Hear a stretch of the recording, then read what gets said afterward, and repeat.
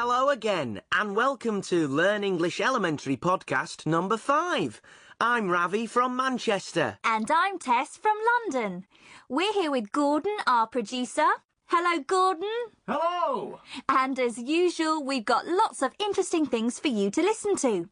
But first of all, do you want to know my big news for this week, Ravi? Let me guess. You're going to be the star of a brand new Hollywood movie. You won the lottery. Not quite, Ravi.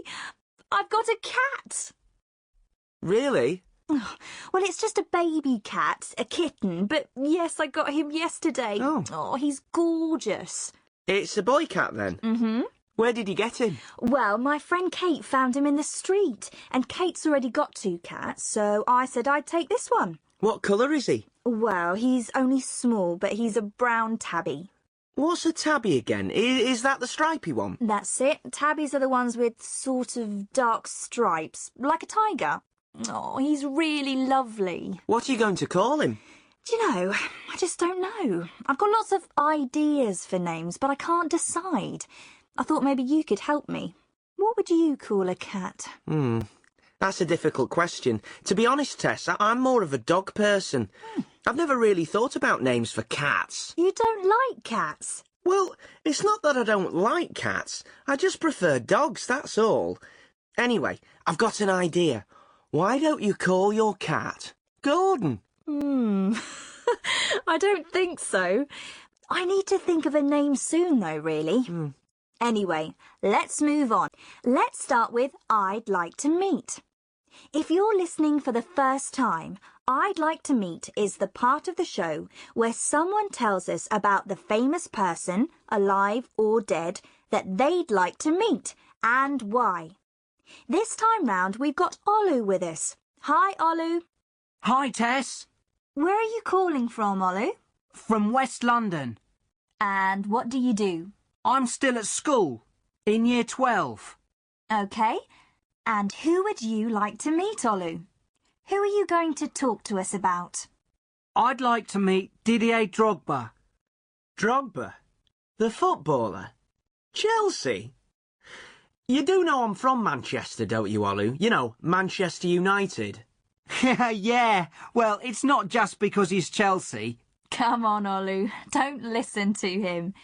Why would you like to meet Didier Drogba? Tell us something about him. Well, he's a footballer. You already know that. And he's from Ivory Coast in West Africa, and he plays great football. And do you like him because he's a good footballer? Well, I do. I like the way he plays, and he scores some great goals and all that. But there's more than that. He was born in Ivory Coast, but he moved to France when he was 5. He went on his own to live with his uncle. Imagine that. A 5-year-old boy moving to a new country by himself. Wow. And then he went back to Ivory Coast, but moved back to France a bit after that. His family were really poor, you know, and they had to move around to look for work and that. So, did he start playing football in Ivory Coast? No, in France. And this is another thing I like about him, see? Most players at the really big clubs go there when they're quite young, but Drogba played for a few years with small teams and worked his way up through hard work. He was 26, I think, when he went to Chelsea. But anyway, what I like him for most is that even though he's made it now and he's got loads of money and that, he really hasn't forgotten where he came from. He does loads of work for UNICEF. He's like an ambassador or something for them, so he does all this charity work. You see, my dad came here from Nigeria when he was really small, and I've never been to Africa, but all you see on TV is about problems in Africa all the time, so it's really good to see someone who comes from somewhere like Ivory Coast doing good things, you know. And Ivory Coast were in the World Cup in Germany, weren't they? Yeah, it's the first time they've got to the World Cup finals, and they did okay. Drogba was African Footballer of the Year as well. And what would you like to say to Didier Drogba if you met him, Olu? I guess I'd say thank you to him for the work he does for Africa and for showing people something good from Africa. And for scoring all those goals for Chelsea. I don't know about that. But that was great, Olu. Thank you. And don't forget, we'd like to hear from you, our listeners. I'll tell you what, Tess. Why don't you call your cat Didier? That's a great name for a cat. I don't think so, really. OK, now it's quiz time. What is it this time, Ravi? It's something a bit different today. Ooh. We've got our two players joining us on the telephone, I hope. Hello, Vanita. Hi, Ravi. And hello, Jason. Hello. Jason, where are you from and how old are you? I'm 15 and I'm from Durham. Near Newcastle. That's where Carolina is. What's the weather like in Durham today, Jason? Not great, really. It's a bit cloudy. Oh, dear. How are things where you are, Vanita? Where are you? I'm in Plymouth. OK, Plymouth. We've got opposite ends of the country here. Durham and Plymouth. It's north against south. Sorry, Vanita. What's the weather like in Plymouth? Not too bad. Quite sunny. OK, better than Durham. Right. Do you both know what you have to do? Yeah. I'll explain for our listeners. I'm going to ask Jason and Vanita some questions. To answer, they press any button on their phone and we'll hear a buzzer. Let's hear yours, Jason. And yours, Vanita? Great. Now, the quiz is called Beginning With. Your answer has to begin with the letter I give you.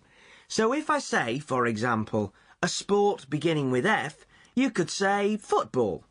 Let's have a practice run to begin with. Fingers ready? An animal beginning with P. Oh, Jason? polar bear? Yes. OK then, let's play. First one to 3 is the winner. Ready? Ready. OK then, let's go. A vegetable beginning with L. Jason. Lettuce. Right, 1-0 to Jason. A colour beginning with Y. Jason again. Yellow. Right, 2-0. Come on, Vanita. A bird beginning with E. Vanita. Eagle. Yes, well done, Vanita. 2-1. OK. A sport beginning with G. Jason. Golf. Yes, that's 3 for Jason, so you're the winner. Well done, Jason. And bad luck, Vanita. He was just a bit quicker than you. Oh, yeah. But never mind. Well done to both of you, and thank you both for playing. Now, Tess, a cat's name beginning with... I wish I could decide. Right, now then. The next part of our podcast is Our Person In, the part of the show where we hear from different people around the world. You'll like it this time, Ravi. No? You like Lord of the Rings? Graham Baxter is our man in New Zealand.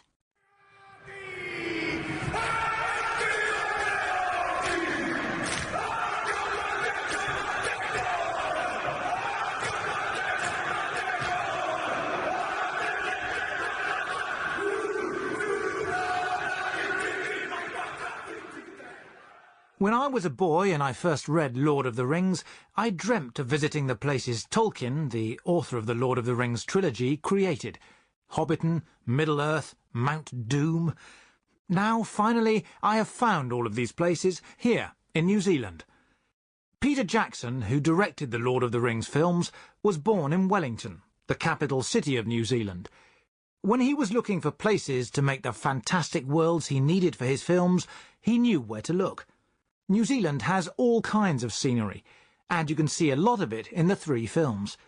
The green hills of Matamata became Hobbiton, and the Queenstown area became the Eregion Hills, and lots of other places, all with a little bit of help from computer magic.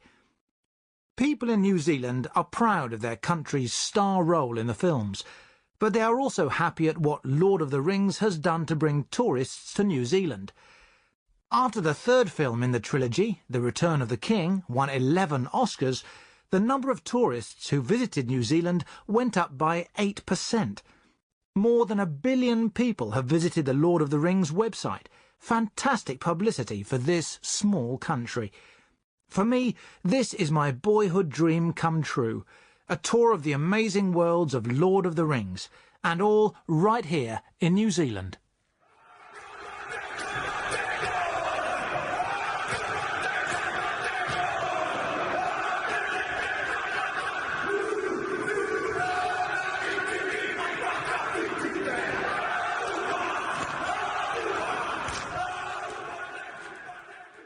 Great! I'd love to go to New Zealand. I've always wanted to go. Oh, me too. The scenery sounds amazing, and it always looks so green in pictures. Yeah, it looks fantastic. Don't forget, listeners, that we'd love to hear about the scenery or countryside in your country. Is there a special place you like to go, or some especially famous countryside? Now for your turn. This time, since I've got a new cat, we decided to ask people a very important question. Which do you prefer, cats or dogs? It's a very simple question, but people have very strong opinions. Let's hear what they said.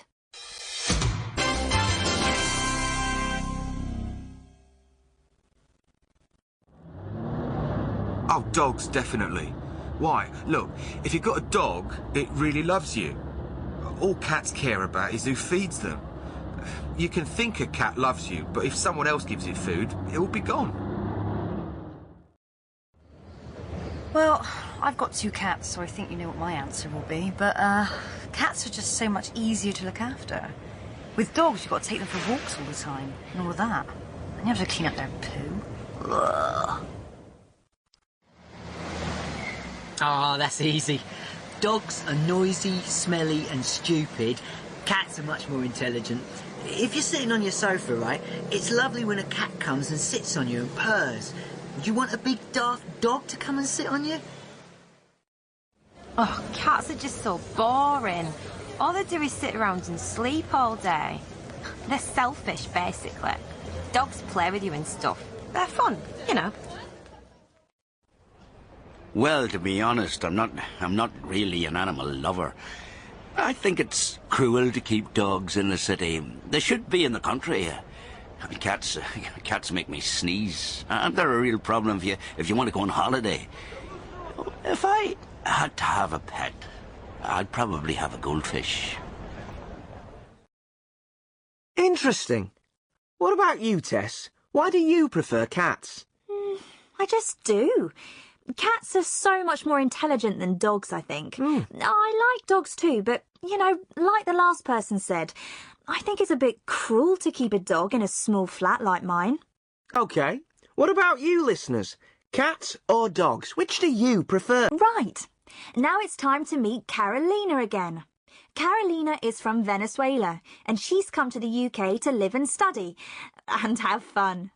Last time we listened, Carolina was on the train from London to Newcastle in the north of England, where she's going to study at university.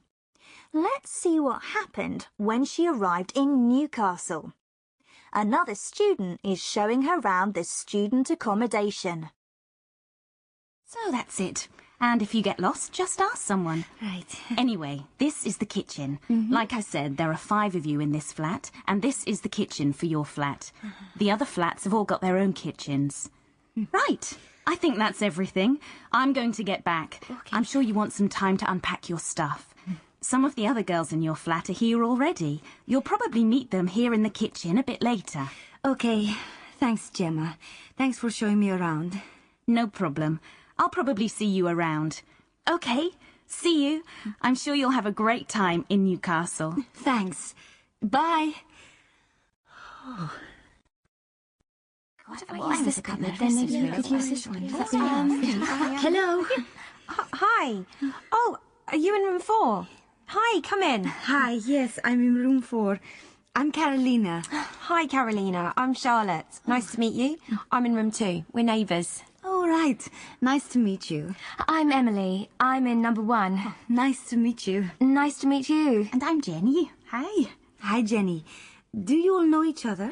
No, we just met this afternoon. There's another girl, Beth, but she's not here at the moment. Have you just arrived? I'm sorry, I didn't catch your name. Carolina. Yes, I arrived about an hour ago. Did you fly to Newcastle? No, I got the train to Newcastle. I flew to London, to Heathrow. Oh, okay. Where are you from? I'm from Venezuela. Really? Wow. Have you flown from Venezuela today? You must be exhausted. Yes, I am actually. I just wanted to meet you all before I went to bed.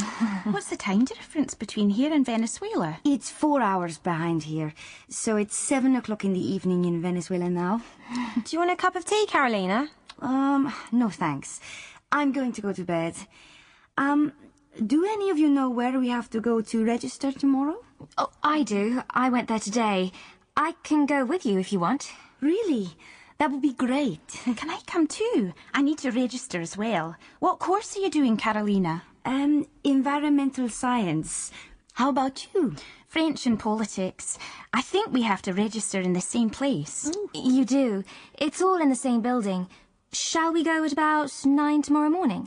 Is that too early for you, Carolina? No, 9 o'clock is okay. If that's okay with you. Sorry, Jenny? 9's fine. It's a date. Now you get yourself to bed, Carolina. You look exhausted. Okay, I am. Nice to meet you all. See you in the morning. See you in the morning. Night. Yes, she seems really nice. She must be exhausted. Right. Carolina seems to be okay in Newcastle. Her flatmates sound nice. Yeah. How does it work? She doesn't share a room with anyone, does she? I don't think so. I didn't. Usually a flat has 4 or 5 rooms, single rooms, and then those 4 or 5 people have a shared kitchen and maybe a shared bathroom too. Oh, okay, I see. Anyway, we'll hear more about Carolina next time. Now it's time for... ta-da! Gordon and his amazing jokes! So, what have you got for us today, Gordon? Parrots? Talking dogs? Chickens. They can't talk, though. OK. Come on, then. Let's hear it. OK. A man is driving slowly down a country road when he sees a chicken run in front of his car. Nothing strange about that, but then he notices that the chicken has 3 legs. Oh. How strange, he thinks. A 3-legged chicken. He starts to drive a bit faster, 40 kilometres an hour, but the chicken goes faster too. He drives a bit faster, 70 kilometres an hour, but the 3-legged chicken just runs faster too. The man goes faster and faster, but the chicken keeps running.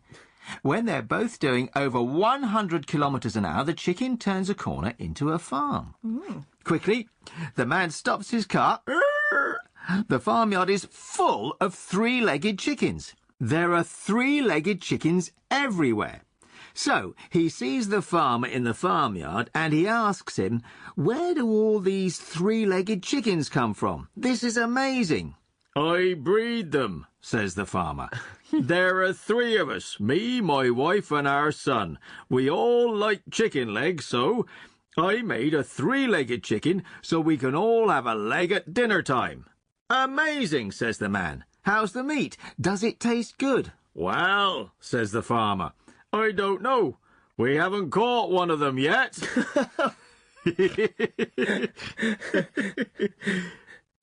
I don't get it. Oh, Tess, they can't catch the chickens because they're so fast. So, do they taste good or not? Never mind, Tess. Never mind. Right. That's all we've got time for this time, but don't go away. After this little break, you're going to hear Tom, our English teacher. After every show, Tom talks about the language you heard and gives you ideas to help you learn. So don't go away. But I'll say goodbye now. See you next time.